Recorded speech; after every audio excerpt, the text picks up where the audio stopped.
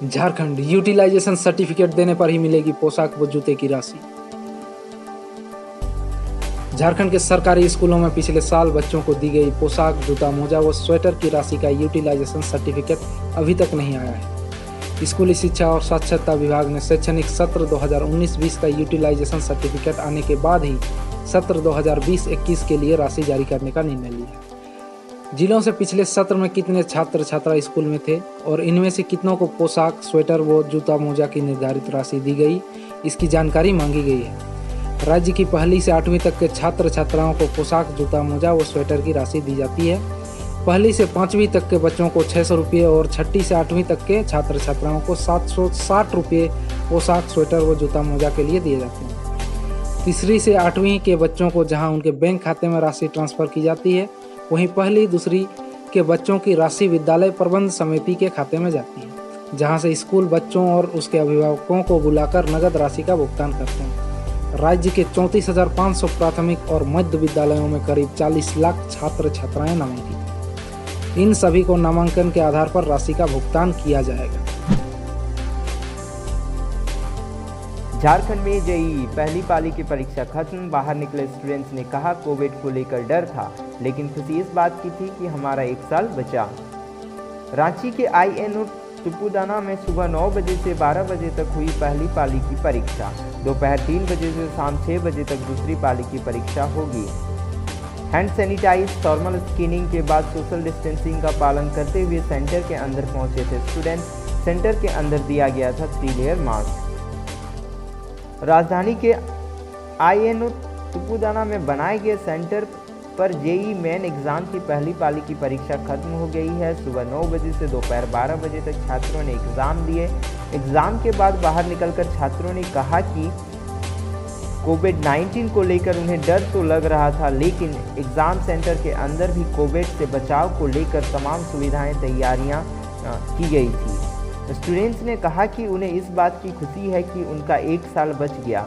बता दें कि दोपहर 3 बजे से शाम 6 बजे तक दूसरी पाली की परीक्षा होगी। BBMKU में PG-UG परीक्षा अक्टूबर में होगी। कुलपति विनोद बिहारी महतो कोयलांचल विश्वविद्यालय के कुलपति डॉक्टर अंजनी कुमार श्रीवास्तव ने कहा है कि UG व PG के फाइनल सेमेस्टर के छात्र छात्राओं की परीक्षा के लिए हम तैयार हैं। धनबाद बोकारो के सभी संबंधित छात्रों की परीक्षा अक्टूबर के अंतिम सप्ताह तक ले ली जाएगी। सरकार से निर्देश मिलते ही परीक्षा ले लेंगे। कुलपति ने बताया कि UG सेमेस्टर 6 का परीक्षा फॉर्म ऑनलाइन भराया जा रहा है। अन्य प्रक्रियाएं भी ऑनलाइन चल रही हैं। सोमवार को सूबे के उच्च शिक्षा सचिव शैलेश कुमार सिंह ने राज्य के सभी विश्वविद्यालय के कुलपतियों से परीक्षा के संबंध में फीडबैक लिया। सभी कुलपतियों ने परीक्षा कराने की बात कही है। कोरोना के कारण कुछ छात्र सुप्रीम कोर्ट गए थे। छात्रों ने तर्क दिया था कि कोरोना के कारण परीक्षा नहीं ली जाए। सुप्रीम कोर्ट ने UG व PG फाइनल सेमेस्टर की परीक्षा के मामले में हरी झंडी दे दी है। जिले से 2 शिक्षकों को मिलेगा कोरोना शिक्षा योद्धा पुरस्कार, मांगे गए नाम। झारखंड शैक्षणिक अनुसंधान एवं प्रशिक्षण परिषद रांची के सौजन्य से अब शिक्षकों को कोरोना शिक्षा योद्धा के पुरस्कार से नवाजा जाएगा। इस संदर्भ में राज्य परियोजना निदेशक डॉक्टर शैलेश कुमार चौरसिया ने सभी जिला शिक्षा पदाधिकारी एवं जिला शिक्षा अधीक्षकों को पत्र लिखकर शिक्षकों का नाम कोरोना शिक्षा योद्धा पुरस्कार के लिए मनोनीत करने को कहा है। कोविड-19 काल में छात्र छात्राओं के शिक्षण को जारी रखने में बेहतर सेवा देने वाले शिक्षकों का नाम मनोनीत करने को कहा गया है। हर जिले से एक प्राथमिक तथा एक माध्यमिक स्तर के शिक्षकों का नाम चयन कर भेजने को कहा गया है। पूरे राज्य से चयनित शिक्षकों को रांची में पुरस्कृत किया जाएगा। 5 महीने बाद सड़कों पर फिर चली बसें। बस संचालकों के चेहरे पर खुशी, लेकिन यात्रियों की संख्या में कमी दिखी। एक यात्री को देना पड़ा 2 लोगों का किराया। यात्री को बस कंडक्टर ने कोरोना से जुड़ी सुरक्षा से संबंधित दिशा निर्देश दिए। टेम्परेचर जांच के बाद बस में मिली एंट्री। यात्रा से पहले पूरे बस को किया गया सैनिटाइज। यात्री का नाम, पता, मोबाइल नंबर कंडक्टर ने रजिस्टर में किए दर्ज। झारखंड में मंगलवार से 5 महीने के बाद दोबारा बस सेवा शुरू हो गई। बसों के शुरू होने के बाद संचालकों के चेहरे पर खुशी दिखी, लेकिन यात्रियों की संख्या में कमी दिखी। यात्री को 1 के बदले 2 सीटों का किराया देना पड़ा। इससे पहले यात्री को सोशल डिस्टेंसिंग का पालन कर बस तक लाया गया, फिर उनकी थर्मल स्कैनिंग की गई। इसके बाद उन्हें बस में एंट्री दी गई। बस के चलने से पहले कंडक्टर ने कोविड-19 से जुड़े दिशा निर्देशों के बारे में यात्रियों को जानकारी दी। बस में एंट्री से पहले कंडक्टर ने यात्रियों से कुछ सवाल भी पूछे। कंडक्टर ने यात्रियों से पूछा कि आप कोरोना सैंपल देकर रिपोर्ट का इंतज़ार तो नहीं कर रहे हैं। साथ ही यात्रियों के बॉडी टेम्परेचर की जांच की गई। इसके बाद सभी यात्री को एहतियातन मास्क लगाने को कहा गया। फिर यात्रियों से उनका नाम, पता, मोबाइल नंबर आदि डिटेल कंडक्टर द्वारा रजिस्टर में दर्ज किया गया।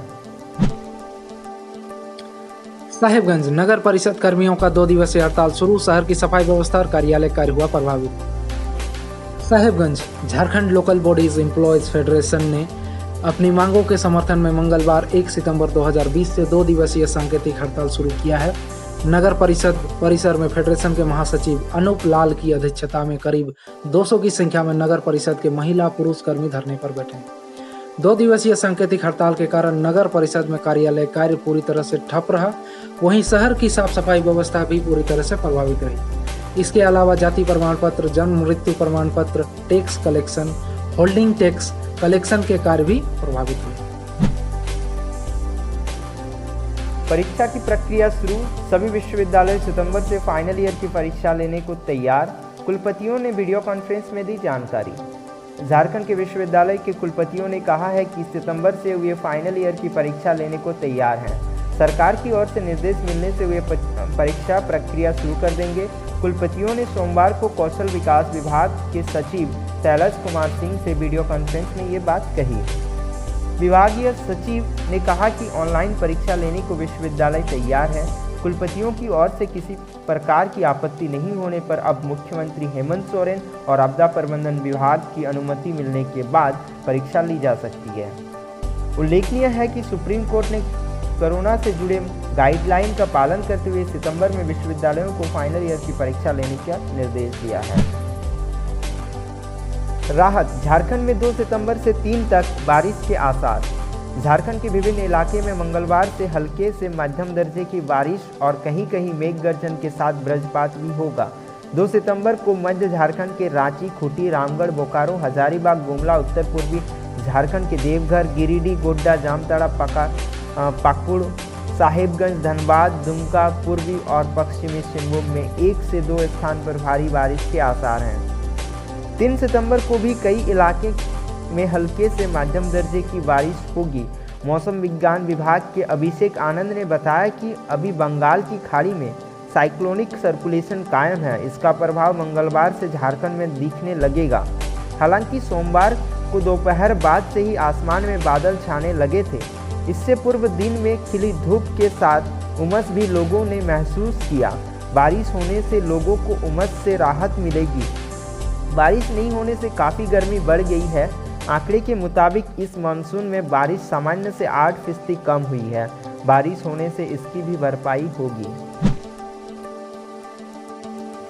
झारखंड में 25% ही अभिभावक चाहते हैं स्कूल खुले। अन्य की भी राय जान लें। राज्य में हाई और +2 स्कूल खोलने के लिए अभिभावकों ने सरकार के निर्णय के साथ चलने का सुझाव दिया। करीब 25 से 30% अभिभावक स्कूल खोलने के पक्ष में हैं, जबकि बाकी वैक्सीन आने के बाद सरकार के निर्णय के अनुसार ही स्कूल खुलवाना चाहते हैं। स्कूली शिक्षा और साक्षरता विभाग ने 9वीं से 12वीं में पढ़ने वालों छात्र छात्राओं के अभिभावकों से 31 अगस्त तक सुझाव मांगा। सोमवार की देर शाम तक 11,400 अभिभावकों ने सुझाव दे दिए हैं। स्कूल खोलने को लेकर अभिभावकों के मिले जुले सुझाव आए हैं। अभिभावकों ने सबसे ज़्यादा सुझाव सरकार के निर्णय के अनुसार स्कूल खोलने और कोरोना के रोकथाम के लिए वैक्सीन उपलब्ध होने के बाद स्कूल खोलने के लिए दिए हैं। इसके अलावा सितंबर, अक्टूबर, नवंबर, दिसंबर में स्कूल खोलने से लेकर 21 दिन तक जिला, राज्य या देश में कोरोना संक्रमण कोई नया मामला नहीं आने पर स्कूल खोलने के लिए भी अलग अलग सुझाव आए हैं। स्कूली शिक्षा और साक्षरता विभाग 31 अगस्त की रात 12 बजे तक आने वाले सुझाव लेगा। इसके बाद उसे कंपाइल कर 1 सितंबर को जारी किया जाएगा। झारखंड के गांवों के स्कूल, अस्पताल और बाजार तक पहुंचना होगा आसान, जाने कैसे। झारखंड के गांव के स्कूल, अस्पताल और बाजार तक पहुंचना आसान होगा।